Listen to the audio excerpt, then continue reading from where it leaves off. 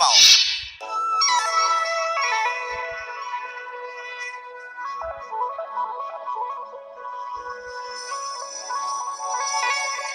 আৰু এইখন গাঁৱলৈ অহা মূল উদ্দেশ্য হৈছে ইয়াত এক বিশাল যজ্ঞৰ আয়োজন কৰা হৈছে।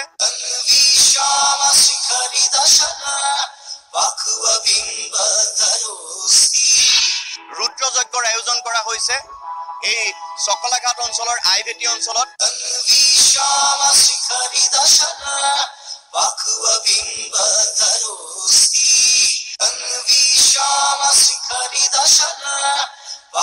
গাঁৱৰ মানুহ সকলো ভক্তি মাৰ্গৰ মানুহ, আধ্যাত্মিকতাৰ প্ৰতি তেওঁলোক অতি উৎসুক আৰু তেওঁলোকে যিকোনো সময়তে আধ্যাত্মিক মনোভাৱেৰে মানুহৰ মাজলৈ সোমাই যায় আৰু আজি যজ্ঞটো সেই পৰিৱেশ দেখুৱাইছো। আৰু লগতে এই মানুহৰ মাজত অন্যতম এখন চিনাকি মুখ আপোনালোকক লৈ যাম তেওঁৰ ওচৰলৈ। সেয়া হৈছে অসমৰ জনপ্ৰিয় এগৰাকী অভিনেত্ৰী, যি অভিনেত্ৰীৰ অন্য এক ভূমিকা এতিয়া অসমৰ ৰাইজৰ মাজত বিৰাজ কৰি অতি জনপ্ৰিয় হৈ পৰিছে। তেওঁ হৈ পৰিছে বিধায়িকা। মোৰেই নহয়, সকলোৰে জনপ্ৰিয় অভিনেত্ৰীগৰাকীৰ নামেই যাৰ পৰিচয় আমাৰ শ্ৰদ্ধাৰ আঙুৰলতা বাইদেউ। মই স্বাগতম জনাইছো মোৰ এই অনুষ্ঠান এক্সকিউজ মিলৈ। আৰু যজ্ঞৰ সন্মুখত লগ পালো, গাঁৱৰ মানুহৰ মাজত লগ পাইছো আপোনাক, তাৰ বাবে বহুত আপোনালোক সকলোকে স্বাগতম জনাইছো। আপোনালোক সকলে ইয়ালৈ আহিছে আৰু খুব ঐতিহ্যমণ্ডিত ঠাই বটদ্ৰ সমষ্টি নামেই যাৰ পৰিচয়, গুৰুজনাৰ জন্মস্থান। আৰু আপোনালোক সকলোৱে দেখিছে সুদীৰ্ঘ 23 বছৰ মূৰত আমাৰ এই সোণাইপাৰ গৌৰীনাথ মন্দিৰত নৱনিৰ্মিত আমাৰ ইয়াতে মূৰ্তি প্ৰতিষ্ঠা হৈছে, শিৱলিংগ, আৰু লগতে ইয়াতে ৰুদ্ৰ মহাযজ্ঞ ইয়াতে আমাৰ বৰ্তমান চলি আছে। আৰু আমাৰ ইয়াতে নাই বুলি ক'ব, বহুত জনবসতি বহুত বেছি ইয়াতে। আৰু অহা আমাৰ ইয়াতে মাননীয় মুখ্যমন্ত্ৰী মহোদয় উপস্থিত হ'বহি। গতিকে ইয়াতে সকলো ৰাইজৰ নৈখন আমাৰ সোণাইৰ নৈপাৰ ইপাৰ সিপাৰ সকলোবিলাক জাতি জনগোষ্ঠী সকলোৱে লগ লাগি ইয়াতে আজি সুন্দৰভাৱে অনুষ্ঠান চলি আছে। গতিকে আশা ৰাখিছো সকলোৱে, আমি প্ৰাচীন আমাৰ গ্ৰন্থবিলাকতো লিখা আছে যে মন্ত্ৰই অশুভ শক্তিবিলাক বিনাশ কৰে। গতিকে খুব সুন্দৰভাৱে মন্ত্ৰ ইয়াতে কৈ আছে। গতিকে আশা ৰাখিছো আমাৰ সমাজৰ সকলো অশুভ শক্তিবিলাক বিনাশ হ'ব। আৰু যজ্ঞৰ কথা শুনিলো, আঙুৰলতা বাইদেউক লগ পাইছো এতিয়া প্ৰথমবাৰৰ বাবে এক্সকিউজ মিত মুখ প্ৰৱেশ কৰিছে আঙুৰলতা বাইদেৱে। আৰু বাইদেউ মাটিৰ মানুহৰ লগত মিলি পৰা এগৰাকী ব্যক্তিত্ব থকা এগৰাকী মহিলা, আৰু বিধায়িকা হিচাপে বাইদেউৰ ভূমিকা আমি ক'ব নালাগে, গম পোৱা গৈছে, সকলোৱে জানে।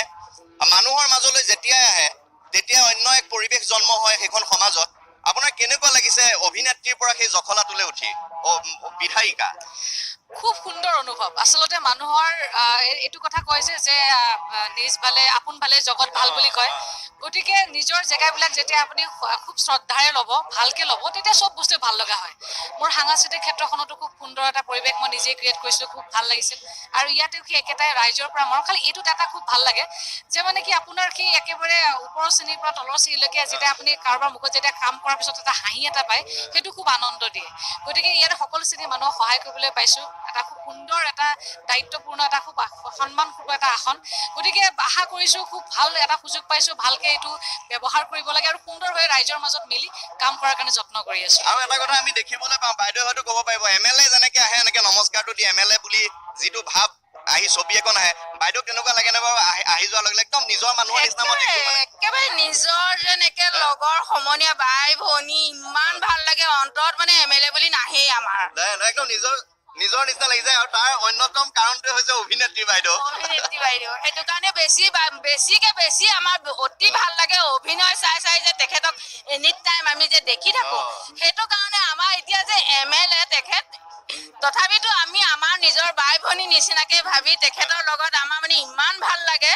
আৰু মানুহৰ মাজলৈ আহিলে আপুনি বাইদেউ কেতিয়াবা নাচিও দিছে, ফুটবলো মাৰি দিছে আপুনি। ডেফিনেটলি, কাৰণ কেলে সেইটোতো ধৰক মানে কি সাধাৰণ মানুহৰ ইমান বেছি একো নালাগে। মানুহে কি লাগে, সন্মানটো লাগে, ব্যৱহাৰটো লাগে, আৰু আটাইতকৈ ডাঙৰ কথা হাঁহিটো। হাঁহিয়ে শত্ৰুকো মানে জয় কৰে বুলি কয়। গতিকে মানুহক হাঁহিটো দিওঁতেতো একো দিব নালাগে বিশেষ। গতিকে মোৰ আটাইতকৈ ডাঙৰ মোৰ সাহসে হৈছে মহিলাখিনি, মোৰ গোটেই সমষ্টিৰ। গতিকে প্ৰত্যেকে মই হাঁহিৰে সম্ভাষণ দিওঁ আৰু কামটো কিন্তু কৰিবই লাগিব। আৰু গতিকে অন্যতম এটা ডাঙৰ কথা হৈছে বটদ্ৰৱা সমষ্টি আপুনি, আৰু গুৰুজনাৰ তীৰ্থভূমি আছে তাত।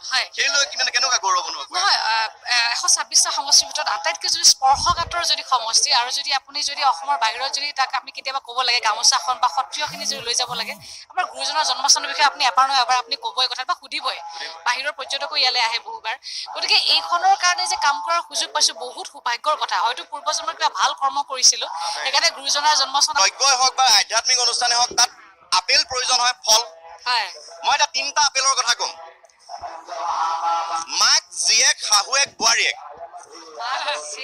শাহুৱেক বোৱাৰীয়েক কেইটা আপেল লাগিব বাৰু? 4টা আপেল। কেইটা আপেল লাগিব?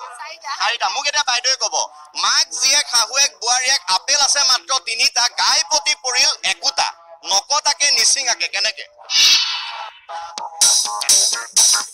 ভাবি আছে, পাৰিবনে নোৱাৰে বা? ভাবি আছে, পাৰিবনে নোৱাৰে বা? 3টা আপেল, মানুহ হ'ল 4টা। মানুহ হ'ল যে, কেনেকে ভগাই দিব? মাক জীয়েক শাহুৱেক বোৱাৰীয়েক, বোৱাৰীয়েক, মাক জীয়েক, মাক আৰু শাহুৱেকটো একেটাই হ'ল। মাক আৰু শাহুৱেক। মাক আৰু একেটাই হ'ল। আৰে তিনিটা হ'ল।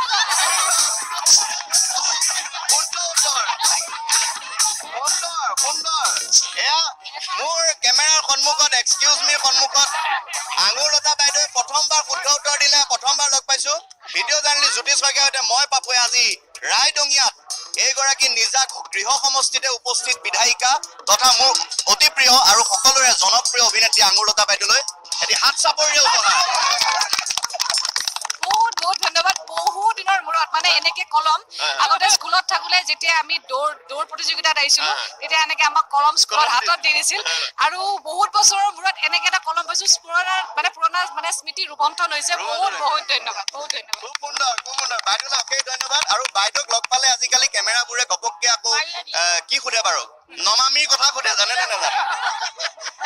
কেমেৰা য'তে যাওক বাইদেউক নমামিৰ কথা সোধে। মই নুসুধিলে বেয়া হ'ব নহয়। একদম ধুনীয়া পবিত্ৰ যজ্ঞ চলি আছে। কেনেকুৱা খবৰ? নমামি বহুত ভাল খবৰ, আৰু তাই সঁচাকে লক্ষী ছোৱালী যে মাকক তাই কাম কৰিবলৈ দিছে। মানে এতিয়াও আজি বহুত সময় ধৰি ইয়াতে যজ্ঞৰ কামত আমি লাগি আছো। 5-6 ঘণ্টা হৈছে। তাই সুন্দৰকে হাঁহি মুখীয়া থাকে। গতিকে ৰাইজৰ ওচৰত বা আপোনালোকৰ পৰা আশীৰ্বাদ বিচাৰিছো।